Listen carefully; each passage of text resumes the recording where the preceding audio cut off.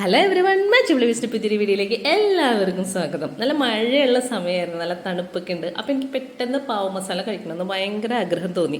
അപ്പോൾ നമ്മുടെ വീട്ടിലുള്ള ഇൻഗ്രീഡിയൻസ് ഒക്കെ വെച്ചിട്ട് നമുക്കിത് ഉണ്ടാക്കാവുന്നുള്ളൂ. മഴക്കാലമാണോ, പുറത്തുനിന്ന് അധികം ഭക്ഷണം കഴിക്കാത്തതാണ് നല്ലത്, നമ്മുടെ ഹെൽത്തിന് നല്ലത്. അപ്പോൾ അതുകൊണ്ട് നമ്മുടെ വീട്ടിലുള്ള ഇൻഗ്രീഡിയൻസ് ഒക്കെ വെച്ചിട്ട് നമുക്കിതൊക്കെ നമുക്ക് വീട്ടിലുണ്ടാക്കാനേ വളരെ ടേസ്റ്റുള്ള ഒരു ഐറ്റമാണ്. ചൂടോടുകൂടി കഴിക്കുകയും ചെയ്യാം. പിന്നെ എൻ്റെ ചാനൽ ആരെങ്കിലും സബ്സ്ക്രൈബ് ചെയ്യാതിട്ടുണ്ടെങ്കിൽ ഒന്ന് സബ്സ്ക്രൈബ് ചെയ്തേക്കണേ, കൂടെ ബെല്ലൈക്കനും കൂടി ഒന്ന് ക്ലിക്ക് ചെയ്തേക്കാം കേട്ടോ. അപ്പോൾ നമുക്ക് വേഗം പാവ് മസാലയുടെ റെസിപ്പിയിലേക്ക് പോകാം. ആദ്യം തന്നെ പാൻ അടുപ്പത്തേക്ക് വെക്കുന്നുണ്ട്. ഒരു കഷ്ണം ബട്ടർ ചേർത്ത് കൊടുക്കുന്നുണ്ട്. 2 തക്കാളി ചെറുതായിട്ട് അരിഞ്ഞെടുത്തിട്ടുണ്ട്. കൂടെ കുറച്ച് ക്യാപ്സിക്കവും ചേർത്ത് കൊടുക്കുന്നുണ്ട്. ഇത് രണ്ടും ഒന്ന് വഴണ്ടി വരുമ്പോഴത്തേക്കും നമുക്ക് ബാക്കിയുള്ള പൊടികൾ ചേർത്ത് കൊടുക്കാം. പൊടികൾ എന്ന് പറയുന്നത് എൻ്റെ നല്ല എരിവുള്ള മുളക് പൊടിയാണ്. അതുകൊണ്ട് 1/4 ടേബിൾ സ്പൂൺ മുളക് പൊടി ചേർത്തിട്ടുണ്ട്. കുറച്ച് ഉപ്പ് ചേർക്കുന്നുണ്ട്. പിന്നെ ഒരു ഇച്ചിരി മഞ്ഞൾപ്പൊടി. പിന്നെ നമുക്ക് ഇതിനകത്ത് ആവശ്യമുള്ളത് പാവ് മസാലയാണ് കേട്ടോ. പാവ് മസാല ഇടുന്നുണ്ട്.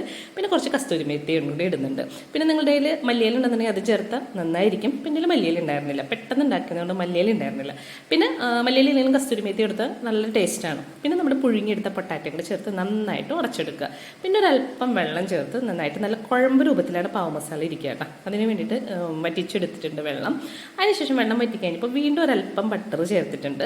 പിന്നെ ഇതുപോലെ തന്നെ കുറച്ച് മുളക് പൊടിയും കുറച്ച് മഞ്ഞൾപ്പൊടിയും പാവ് മസാലയും പിന്നെ ഒരു സവാള ചെറുതായിട്ട് അരിഞ്ഞെടുത്തിട്ടുണ്ട്.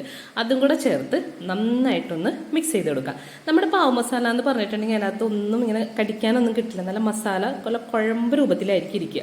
അപ്പോൾ അതുകൊണ്ട് ഇത് ലോ ഫ്ലെയിമിൽ ഇട്ടിട്ട് നന്നായിട്ട് വഴറ്റിയെടുക്കണം. നന്നായിട്ട് നല്ല കുഴമ്പ് രൂപത്തിൽ തന്നെ വഴറ്റിയെടുക്കണം കേട്ടോ. അപ്പോൾ സവാള ചേർത്ത കൂട്ടത്തിൽ കുറച്ച് കസ്തൂരി മേത്തി കൂടെ ചേർത്ത് നന്നായിട്ടൊന്ന് മിക്സ് ചെയ്തെടുക്കുന്നുണ്ട്. അതിനുശേഷം ഒരു ഇത്തിരി ജിഞ്ചർ ഗാർലിക് പേസ്റ്റും കൂടെ ചേർത്ത് ഒരു 5 മിനിറ്റ് കഴിഞ്ഞപ്പോൾ ഞാൻ വീണ്ടും ഇത് നന്നായിട്ട് ഉടച്ചെടുക്കുന്നുണ്ട്. നന്നായിട്ട് തന്നെ നല്ല കുഴമ്പ് രൂപത്തിൽ തന്നെ ഉടച്ചെടുക്കാം. അവസാനം ഞാൻ കുറച്ച് ബട്ടറും കൂടി ചേർത്ത്. എനിക്ക് ബട്ടർ ഭയങ്കര ഇഷ്ടമാണ്. എത്ര ബട്ടർ ചേർത്താലും വളരെ ടേസ്റ്റ് ഉള്ളത് കൊണ്ട് നമുക്ക് അതൊക്കെ നമ്മുടെ ഇഷ്ടത്തിന് ഒരുപാട് ചേർത്ത് കൊടുക്കാം കേട്ടോ.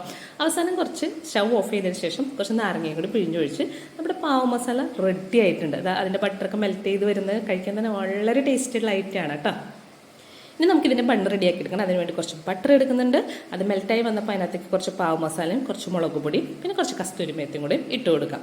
ഇതൊന്ന് ചൂടായി കഴിഞ്ഞപ്പോൾ തന്നെ തീ അങ്ങ് ഓഫ് ചെയ്തേക്കാം. തീ ഓഫ് ചെയ്ത ശേഷം ഈ ബട്ടർ നമുക്ക് എല്ലായിടത്തേക്കായിട്ടൊന്നും ഇങ്ങനെ ഒന്ന് സ്പ്രെഡ് ചെയ്തെടുക്കണം. എന്നാലാണ് നമ്മുടെ മണ്ണിൻ്റെ എല്ലായിടത്തേക്കും ആവുള്ളൂ. അതിന് വേണ്ടിയിട്ടാണ് കേട്ടോ. അപ്പോൾ നന്നായിട്ട് സ്പ്രെഡ് ചെയ്ത ശേഷം തീ ഓഫ് ചെയ്തേക്കാം. എന്നിട്ട് നമ്മുടെ ബണ്ണുണ്ടല്ലോ, നമ്മുടെ പാവ് മസാലയുടെ ബണ്ണ് കിട്ടും. അത് രണ്ടായിട്ട് കട്ട് ചെയ്യുക. ഇതിപ്പോൾ എൻ്റെ സാധാരണ ബണ്ണാണ്, പാവ് മസാല ബണ്ണായിട്ട് കിട്ടും. പിന്നെ നമ്മൾ സാധാരണ ബണ്ണായാലും ടേസ്റ്റിന് വ്യത്യാസമൊന്നുമില്ല, ഇതൊക്കെ തന്നെയാണ്. അപ്പോൾ ഇതുപോലെ 2 വശവും നന്നായിട്ട് എടുത്തു കഴിഞ്ഞാൽ നമ്മളുടെ സെർവ് ചെയ്യാനുള്ള ടൈമായി. ഇതാ അപ്പോൾ ബട്ടറൊക്കെ നല്ല മെൽറ്റായി കിടക്കുന്നുണ്ട്. അതിനകത്ത് സെർവ് ചെയ്യുന്ന സമയത്ത് ഒരല്പം നാരങ്ങയും കൂടി പിഴിഞ്ഞൊഴിച്ചിട്ട് നമ്മുടെ ബണ്ണ് എടുത്ത് അതിനകത്ത് മുക്കി കഴിക്കുക. വളരെ ടേസ്റ്റ് ആയിട്ടുള്ളതായിട്ടാണ്. വളരെ ചൂടോടുകൂടി കഴിച്ചാൽ മാത്രമാണ് കേട്ടോ അതിൻ്റെ കറക്റ്റ് ടേസ്റ്റ് നമുക്ക് എല്ലാവർക്കും കിട്ടുള്ളൂ. നമ്മുടെ വീട്ടിലുള്ള ഇൻഗ്രീഡിയൻസ് കൊണ്ട് വളരെ പെട്ടെന്ന് ഉണ്ടാക്കാൻ എല്ലാവർക്കും മനസ്സിലായില്ലേ. അപ്പോൾ ഉണ്ടാക്കി നോക്കാത്തവർ ഒരു പ്രാവശ്യങ്ങളും ട്രൈ ചെയ്ത് നോക്കുക. എല്ലാവരും വീട്ടിൽ തന്നെ ഉണ്ടാക്കി കഴിക്കാം. അപ്പോൾ ഇന്നത്തെ വീഡിയോ ഇവിടെ അവസാനിക്കുകയാണ്. നാളെ പുതിയ വീഡിയോയുമായി വീണ്ടും കാണുന്നതായിരിക്കും. By, take care.